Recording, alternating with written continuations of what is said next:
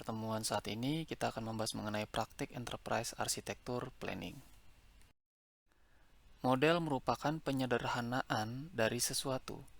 Suatu model yang dibentuk akan mewakili sejumlah objek atau entitas.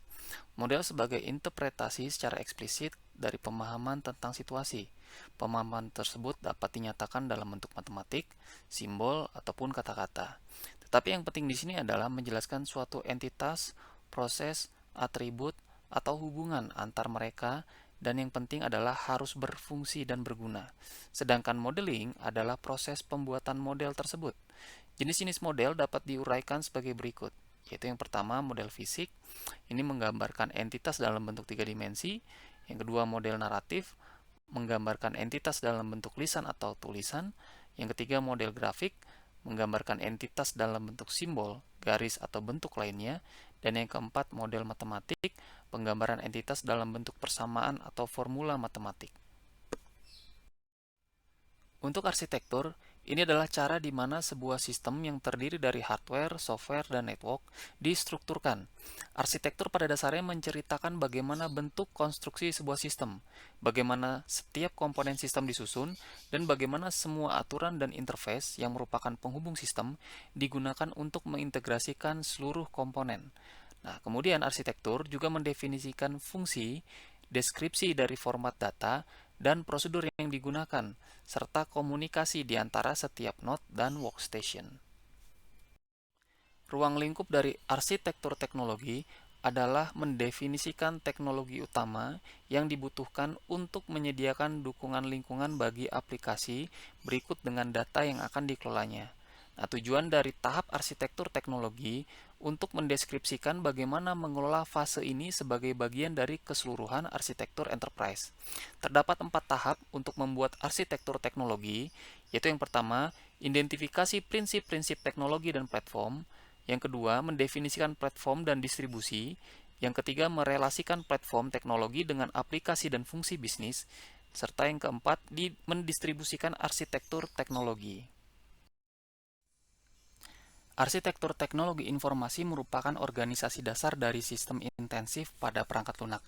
Sebuah sistem adalah intensif pada perangkat lunak karena bagian yang paling menonjol dari sebuah arsitektur teknologi informasi adalah aplikasinya, yaitu bagian yang memungkinkan pengguna untuk melakukan pekerjaan bisnisnya. Adapun framework atau kerangka perancangan arsitektur teknologi informasi saat ini cukup banyak tersedia. Pada dasarnya, semuanya memiliki tujuan yang sama, yaitu mempermudah perancangan arsitektur teknologi informasi pada suatu perusahaan. Arsitektur perusahaan merupakan suatu informasi strategis yang mendefinisikan misi perusahaan, serta informasi dan teknologi apa saja yang diperlukan untuk mencapai misi tersebut. Arsitektur perusahaan terdiri dari arsitektur dasar, arsitektur tujuan, dan perencanaan yang terstruktur guna mencapai tujuan tersebut. Untuk arsitektur dasar suatu perusahaan, ini merupakan kondisi arsitektur yang telah ada, misalnya arsitektur jaringan perusahaan. Sedangkan arsitektur tujuan merupakan arsitektur perusahaan yang ingin dicapai atau akan dibangun. Nah, untuk mencapai arsitektur tujuan, diperlukan suatu perencanaan dan langkah terstruktur, sehingga secara bertahap akan tercapai. Perlu diketahui, teknologi informasi dan sistem informasi adalah dua hal yang berbeda. Nah, secara sederhana, teknologi informasi melibatkan teknologi komputer dan teknologi komunikasi, di mana teknologi informasi menekankan pada pengolahan data dalam mendapatkan informasi yang akan didistribusikan nantinya. Sedangkan sistem informasi fokusnya ada pada penggunaan teknologi informasi beserta aktivitas yang digunakan untuk memproses, menata, dan menggunakan informasi sebagai sumber dalam organisasi, dan tentunya didistribusikan kepada penerimanya. Jadi secara sederhana, fokusnya ada pada bahwa sistem informasi merujuk pada fokus penggunaan teknologi informasi. Sedangkan teknologi informasinya sendiri bicara tentang keterlibatan teknologi komputer dan adanya teknologi komunikasi. Praktik pada enterprise arsitektur planning, kita akan fokus pada objeknya yaitu sistem informasi akademik, di mana untuk kasus ini akan kita gunakan pada pertemuan 9 sampai ke 14. Berdasarkan entitas dan propertinya, sistem info akademik ini merujuk pada seperangkat sistem dan aktivitas yang digunakan untuk menata, proses, dan menggunakan informasi. Nah, adapun keluarannya itu berupa informasi yang dihasilkan oleh sistem dan akan mensuplai informasi kepada para pimpinan atau pembuat keputusan. Nah, untuk tujuan dari sistem informasi akademik sendiri, ini ada 3 poin. Yang pertama, menghasilkan laporan di berbagai bidang, seperti akademik, keuangan, personel, distribusi mahasiswa di berbagai program studi, dan lain sebagainya. Kemudian menjawab what if gitu ya. Jadi sistem informasi ini memanfaatkan informasi tersimpan yang perlu untuk mempertimbangkan konsekuensi dari sebuah tindakan. Dan yang ketiga, mendukung pengambilan keputusan, evaluasi, dan pengembangan sistem. Nah, untuk karakteristik sistem informasi akademik, yang pertama yaitu sistem informasi akademik bermakna sebagai pendekatan-pendekatan dalam melakukan proses manajemen. Yang kedua, komputer itu hanya komponen atau alat, bukan fokus sentral dari sistem informasi akademik. Dan yang ketiga, pimpinan berperan aktif dalam rangka sistem sebagai pengguna informasi, bukan sebagai tenaga teknis ataupun operator komputer. Dan yang terakhir, esensi dari sistem informasi akademik terletak pada sistem yang terpadu dan sistem yang terencana, bukan hanya urusan mekanisme pengolahan data saja. Sebagian besar keputusan manajemen yang ada dalam penyelenggaraan perguruan tinggi sebagaimana lembaga-lembaga profit lainnya bersifat berulang dan rutin. Ada sebuah riset menyebutkan bahwa sekitar 90% dari keputusan manajemen merupakan keputusan rutin. Nah, jika mengacu pada hal tersebut, maka sudah saatnya perguruan tinggi memiliki kebutuhan dalam mengotomasi atau memprogramkan keputusan-keputusan tersebut. Nah, ini salah satu dari bagian dari sistem informasi akademik di mana ada PDD Dikti dan aplikasi feeder. Pada PDD Dikti ini merupakan pangkalan data pendidikan tinggi. Ini merupakan kumpulan data penyelenggaraan pendidikan pada perguruan tinggi yang terintegrasi secara nasional. Sedangkan aplikasi feeder ini merupakan aplikasi yang digunakan untuk mengelola data mahasiswa dan perkuliahan masing-masing perguruan tinggi. Salah satu lainnya bagian dari sistem informasi akademik adalah Executive Information System yang disingkat dengan EIS. Jadi ini adalah salah satu tipe sistem informasi yang ditujukan untuk memfasilitasi kebutuhan informasi yang berkaitan dengan tercapainya tujuan suatu organisasi bagi seorang eksekutif. Nah, melalui EIS, seorang eksekutif dapat mengidentifikasi isu strategis dan mengeksplorasi informasi untuk menemukan permasalahan pada isu tersebut. Nah, pada lingkungan organisasi perguruan tinggi, EIS dapat digunakan sebagai penyedia informasi untuk proses evaluasi program-program perguruan tinggi melalui penyediaan fitur analisis tren, analisis ketercapaian program kerja, serta eksplorasi informasi secara lebih rinci. Gambar ini menyatakan siklus hidup dari pengembangan Executive Information System. Ini bergantung pada karakteristik sistem eksekutif, di mana teknik dan tahapan tradisional yang sama digunakan untuk pengembangan dari mulai tahap justification, planning, business analysis, design, construction, sampai ke deployment. Nah, sebenarnya untuk memodelkan karakteristik EIS, ini ada 4 orientasi. Yang pertama, EIS itu berorientasi pada peluang bisnis, kemudian berorientasi pada penerapan keputusan strategis, kemudian berfokus kepada analisis, dan kemudian yang terakhir, di mana proses pengembangan yang bersifat siklis.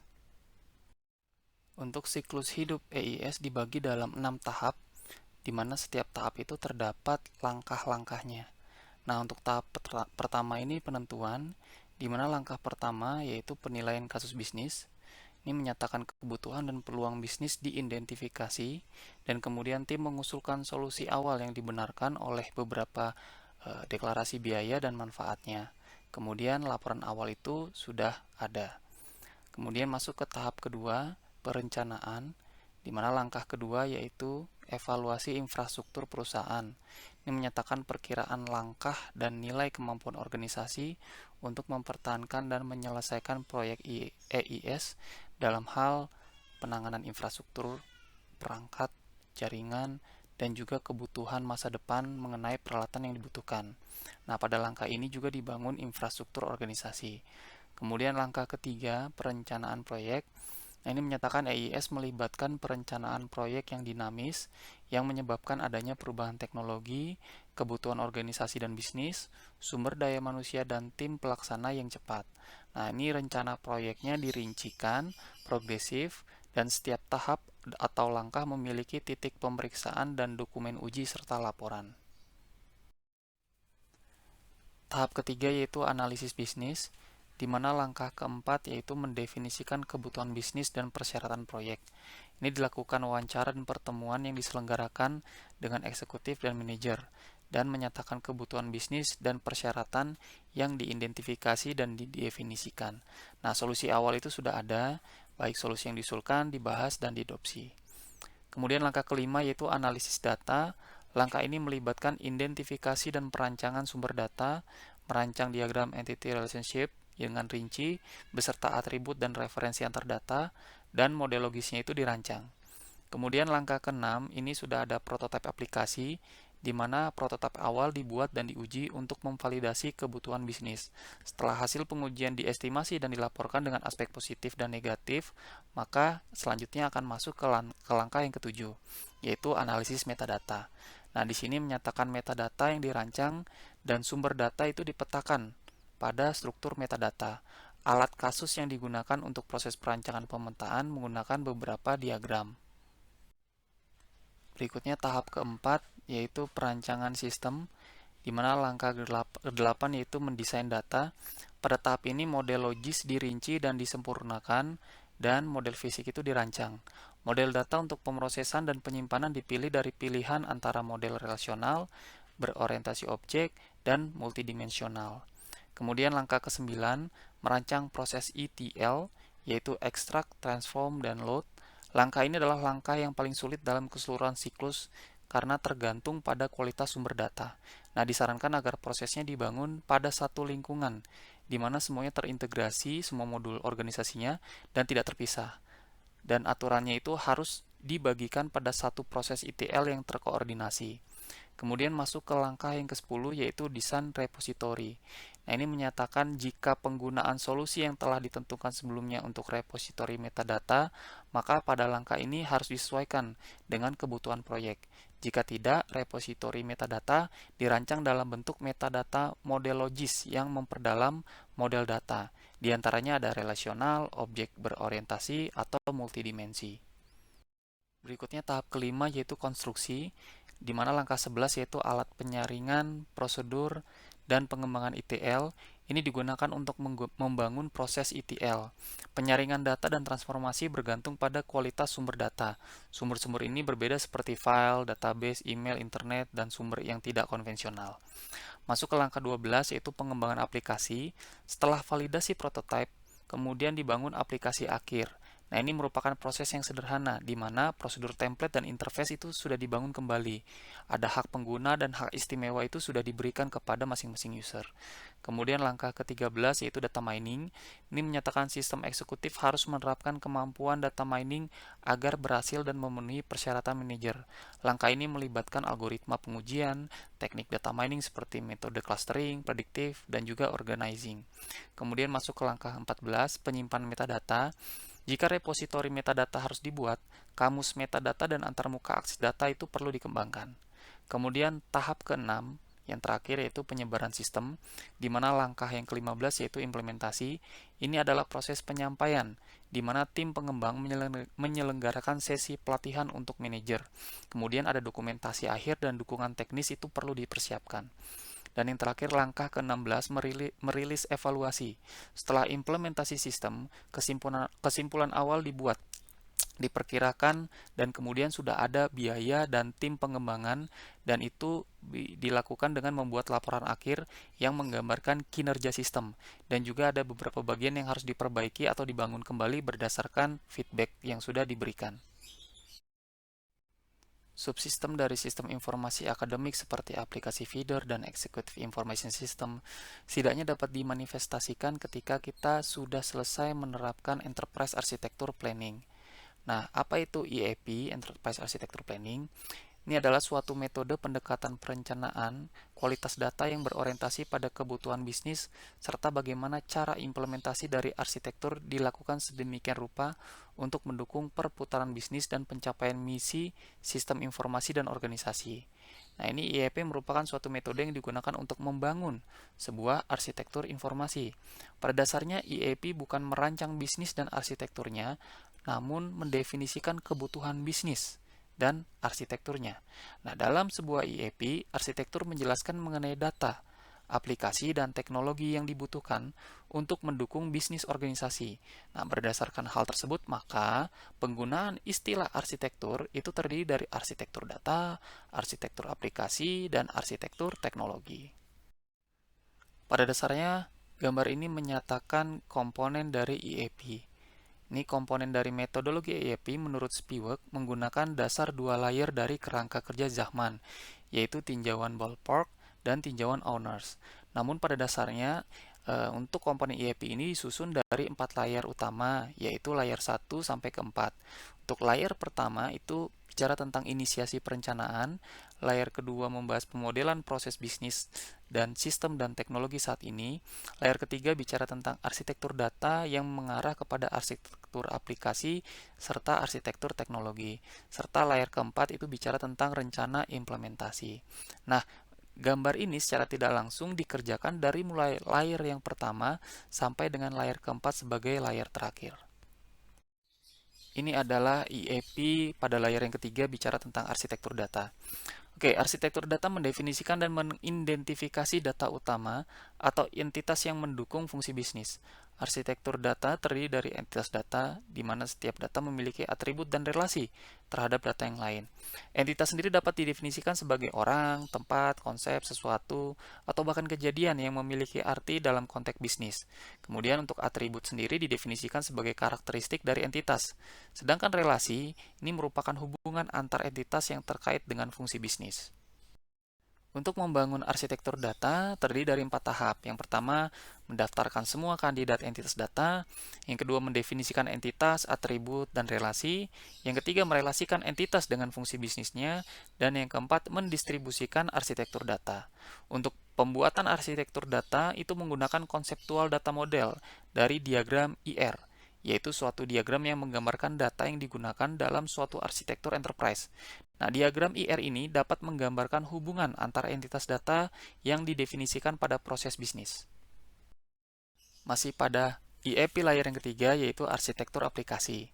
Nah, tujuan dari arsitektur aplikasi untuk mendefinisikan aplikasi utama yang dibutuhkan guna mengelola data dan mendukung fungsi bisnis dari enterprise. Aplikasi yang dimaksud adalah proses pendefinisian aplikasi apa saja yang akan mengelola data dan menyediakan informasi untuk pihak manajemen terhadap fungsi bisnisnya. Nah, terdapat 5 tahap untuk membuat arsitektur aplikasi. Yang pertama, mendaftarkan kandidat aplikasi. Yang kedua, mendefinisikan aplikasi. Yang ketiga, merelasikan aplikasi terhadap fungsi. Yang keempat, menganalisis dampak dari aplikasi yang ada. Dan yang terakhir, mendistribusikan arsitektur aplikasi. Ini adalah arsitektur teknologi IEP pada layar ketiga yang terakhir. Pada dasarnya, ruang lingkup dari arsitektur teknologi adalah mendefinisikan teknologi utama yang dibutuhkan guna menyediakan dukungan lingkungan bagi aplikasi berikut data yang akan dikelolanya. Nah, tujuannya adalah mendeskripsikan bagaimana mengelola fase ini sebagai bagian dari keseluruhan arsitektur enterprise. Terdapat 4 tahap untuk membuat arsitektur teknologi. Yang pertama, mengidentifikasi prinsip teknologi dan platform. Yang kedua, mendefinisikan platform dan distribusinya. Yang ketiga, merelasikan platform teknologi, aplikasi, dan fungsi bisnis. Dan yang terakhir, mendistribusikan arsitektur teknologi. Jika perusahaan hendak membangun sebuah sistem, akan lebih baik apabila menggunakan framework arsitektur sehingga memudahkan untuk memahami berbagai informasi perusahaan dalam memutuskan kebijakan seberapa banyak informasi yang diperlukan dan bagaimana menggunakannya. Karena pada dasarnya sebuah framework berisi set-set aturan, cara kerja, dan juga panduan dalam penggunaannya, dan itu memudahkan setiap arsitek gitu ya yang melakukan arsitektural system. Pada prinsipnya, zaman framework membagi sistem informasi menjadi 3 komponen, yaitu data, proses, dan teknologi. Nah, data membahas mengenai bahan mentah atau raw materials dari sistem informasi yang harus diolah menjadi informasi. Informasi nantinya diharapkan akan menjadi knowledge bagi sumber daya manusia yang ada sebagai modal untuk meningkatkan kinerja perusahaan. Nah, kemudian untuk proses ini menyatakan suatu prosedur penyaluran data atau informasi dari satu tempat ke tempat yang lain. Nah, sedangkan teknologi ini menyatakan media yang memungkinkan terjadinya pengolahan data dan distribusi informasi secara efektif dan efisien. Nah, kemudian terdapat 6 baris yang menunjukkan level pemodelan tersegmentasi sehingga mudah untuk mendeliverkan kepada engineer, designer, analis, owner, project manager, dan lain sebagainya, yaitu scope, bisnis model, sistem model, teknologi model, detail representation, dan real system. Ini adalah 6 baris yang menunjukkan level pemodelan tersegmentasi pada zaman framework. Nah, yang pertama yaitu scope. Ini menjelaskan visi, misi, batasan, arsitektur, dan kendala pada sistem yang ditinjau dari input dan output. Kemudian berikutnya yang kedua, bisnis model. Ini menunjukkan tujuan, strategi, dan proses yang dipakai guna mendukung misi organisasi. Yang ketiga, sistem model. Ini berisi requirement, objek, aktivitas, dan fungsi pada sistem sesuai model bisnis dengan menampilkan prosesnya. Yang keempat, teknologi model. Ini memberikan pertimbangan kendala teknologi manusia, tools, dan bahan. Kemudian yang kelima, detail representation, berisi representasi individu dan komponen independen untuk implementasi. Dan yang terakhir, real system, ini menggambarkan sistem operasional. Zaman framework itu ideal jika kita menggunakan dalam sebuah perencanaan, kemudian dimanifestasikan dalam sebuah metode Enterprise Architecture Planning atau perencanaan arsitektur enterprise. Nah, ini nanti akan kita lihat pada kasus sistem informasi akademik mulai dari pertemuan 9 sampai yang ke-14. Nah, adapun langkah-langkah dari metode EAP atau Enterprise Architecture Planning, yang pertama yaitu melakukan inisiasi perencanaan, di mana hasil kegiatannya berupa adanya ruang lingkup, sasaran, visi misi, penentuan metodologi dan alat-alat yang digunakan, perencanaan tim, presentasi, dan rencana kegiatan. Nah, yang kedua, ini membahas pemodelan bisnis dan survei institusi, di mana hasil kegiatannya yaitu adanya struktur organisasi, model fungsi bisnis awal, dan perlengkapan model. Yang ketiga yaitu sistem dan teknologi saat ini, di mana hasil kegiatannya katalog sumber daya informasi dan skema sistem. Yang keempat, arsitektur data, di mana hasil kegiatannya pendefinisian entitas, diagram IR, dan dokumen arsitektur data. Yang kelima, arsitektur aplikasi. Hasil kegiatannya pendefinisian aplikasi, analisis dampak, dokumen arsitektur aplikasi. Yang keenam, arsitektur teknologi, di mana hasil kegiatannya distribusi data atau aplikasi, dan dokumen arsitektur teknologi.